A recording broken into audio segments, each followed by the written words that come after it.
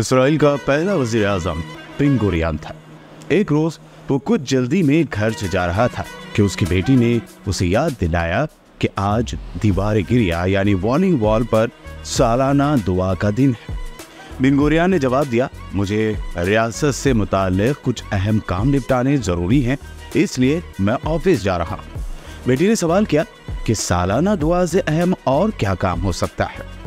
Ben Gurion ने उस वक्त उस अपनी बच्ची को तारीख़ी जवाब दिया कि अगर सिर्फ दुआ से काम होते तो तमाम अरब और मुसलमान हज के इतने बड़े इज्तिमा में हर साल इसराइल की तबाही और बर्बादी की दुआ मांगते हैं, लेकिन अमल से आरी हैं, जबकि नतीजा तुम्हारे सामने है कि अरब और मुसलमान किस हाल में हैं और नौज़ायदा यहूदी रियासत दिन दुगनी रात चौगनी तरक्की कर रही है।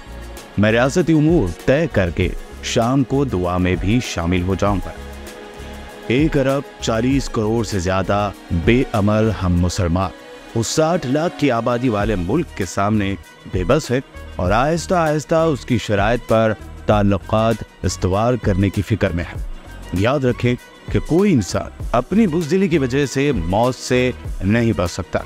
अगर सिर्फ दुआओं और इल्तिजाओं से मसाइल हल होने होते तो ना ग़ज़वा बदर के लिए जाना पड़ता, ना ओहद, खंदक और बाकी तमाम जंगें लड़नी पड़ती।